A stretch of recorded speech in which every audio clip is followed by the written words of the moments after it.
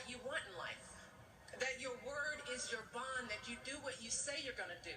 My parents impressed on me the values that you work hard for what you want in life. That your word is your bond, and you do what you say and keep your promise. That you treat people with dignity and respect, even if you don't know them, and even if you don't agree with them. That you treat people with respect. They taught and showed me values and morals in their daily life.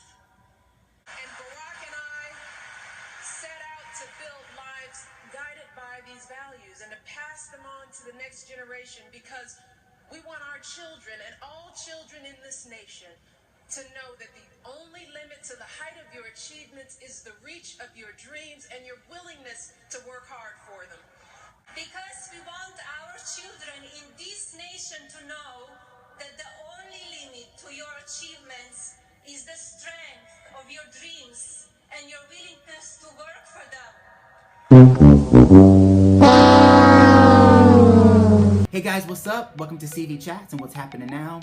So today we're talking about the controversy, as you guys heard in the beginning of the video, regarding Donald Trump, as it usually is every day. So today though, it's regarding his wife, Melania Trump. Now, she was speaking at the RNC last night. She had a very inspiring speech. People on both sides of the aisle, Republican and Democrat, were giving her props, stating that, she was eloquent, she made Donald Trump seem human, and she actually was very well spoken. Then a couple of hours later, some research was done, and it was revealed that most of her speech, particularly in those parts that I showed you, were taken from Michelle Obama's speech from 8 years ago at the Democratic National Convention, when Michelle Obama spoke on behalf of her husband and then candidate Barack Obama. Now, if you listen to the wordings, it's pretty much the same thing, like literally verbatim.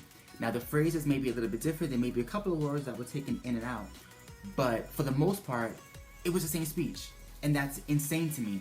Now, if I were in college and I wrote a paper that was that similar to somebody else's paper, I would be taken to the dean's office and I would be expelled from that school immediately. Or a investigation would be done, and most likely I would be expelled from that school immediately, because plagiarism is a big deal. Now, I'm not saying that her entire speech was plagiarized, because she did have other things that she said that were her own, that weren't taken from Michelle Obama's speech. But the parts that were so similar that it's almost undeniable. I mean, you would be an idiot to actually say that it didn't happen. But then again, there's Fox News. And Fox News is pretty much saying that this is just a coincidence, that none of this is real, this is just Hillary Clinton trying to take down another woman. And pretty much the Republicans' narrative is that this is all just a coincidence and none of it is real, and, it's not a big deal. It's not a big deal. The problem is that it is a big deal. When you do a speech, it should be inspired, yes, by other people, but it should be your own words, and you should have your own take on it. And what Melania Trump is saying is that she wrote this speech in about 5 weeks. She stated that these were her own words and her own thoughts, but that she did have help in writing it out and putting it all together. So I think possibly she didn't know that this was being taken from Michelle Obama. She probably had her own words and her own thoughts, and the person that actually wrote this speech for her probably took from Michelle Obama's speech and convinced her to use it in her speech without her realizing that this was a speech that was already done 8 years ago. That to me is pretty effed up. If that were me and I was Trump, or if I was somebody who was working on the campaign, that speechwriter would be fired immediately. And I think honestly, if they would just come out and say, you know what, this is just a big mistake, a big misunderstanding, this wasn't intentionally done, the person who wrote this speech has been fired and we apologize, I think this would die down pretty quickly, because it happens. I mean, even Barack Obama got in trouble because he did a speech years ago that was similar to somebody else, and he admitted it and said, you know what, I took from that speech as well and was inspired by it. That happens. It happens in music, it happens in speeches, it happens all the time, but you cop to it when it happens or when it comes out. But the fact that they're pretty much acting as though this is just all in our heads, and this isn't what it actually is, even though if you hear the speeches side by side, they're very similar, to me, it only makes the story that much bigger. And I think they should just cop to it, admit it, and move on.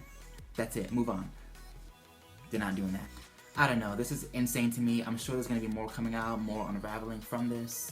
This is just the beginning. Like I said in yesterday's video, the RNC is on this whole week, so I was expecting some crazy stories, and this definitely is one of them on the first day of the RNC. As more stories roll in, I definitely will be reporting on them. If you enjoyed, please rate, comment, and subscribe.